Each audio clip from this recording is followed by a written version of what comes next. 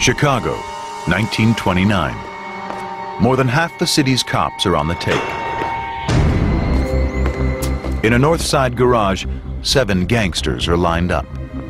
They think it's routine, but today is no shakedown.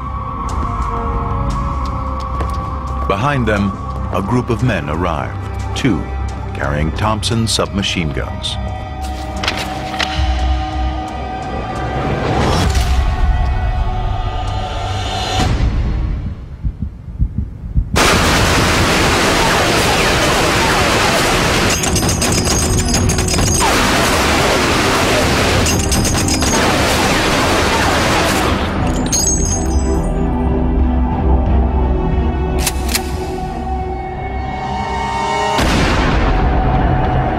It's the most notorious slaying in mob history. The question is, who's behind the hit? The police or Al Capone? Detectives and photographers flood the scene.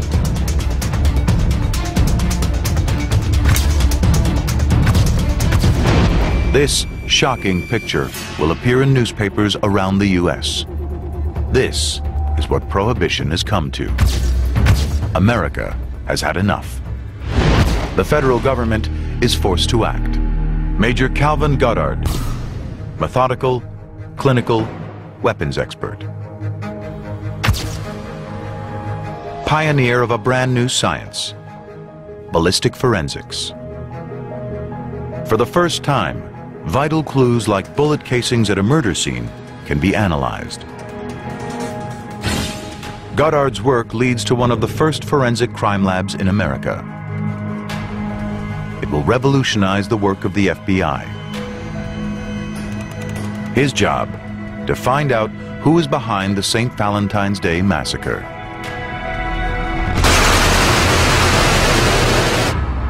When a gun fires, it leaves marks on the bullet casing as unique as a fingerprint. By analyzing casings at the murder scene, Goddard establishes that just 2 Tommy guns were fired. Neither is a police gun. Everything points to Capone.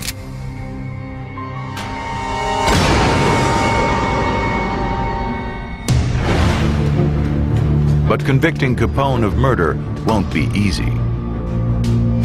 He has an alibi. He was in Florida at the time. They'll have to get him on a different charge. Frank Wilson, accountant, a very different kind of crime buster. He's an agent of the Bureau of Internal Revenue in D.C. He's going after Capone on tax evasion. In 1913, the 16th Amendment gives the federal government the right to tax personal income. Even criminals have to pay taxes. Capone is one of the richest men in the country. He should be paying 25% tax. Between 1925 and 1929, he pays nothing. The defendant himself had no bank accounts, kept no book records of activities, bought no property in his own name. He conducted all his financial dealings with currency. To secure a conviction, Wilson needs to prove Capone has an income on which he is paying no tax.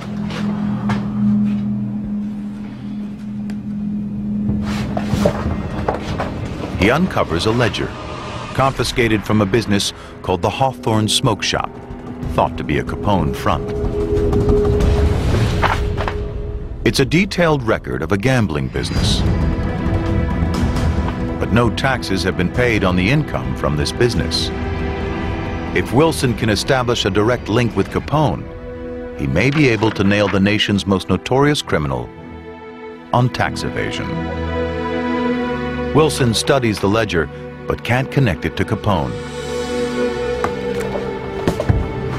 Then, a breakthrough.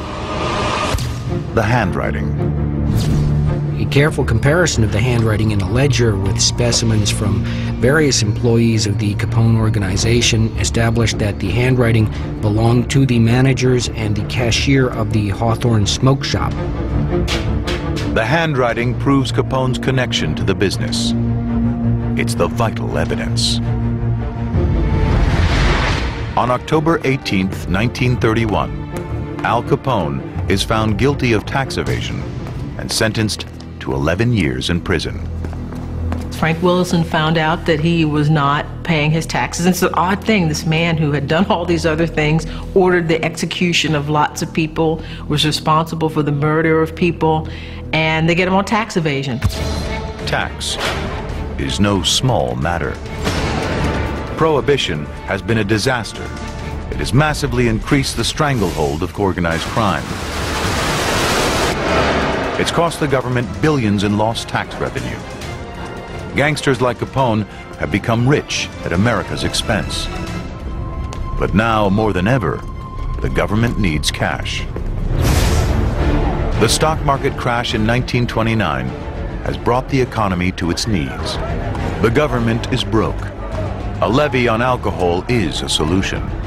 On December 5th, 1933, prohibition is abolished.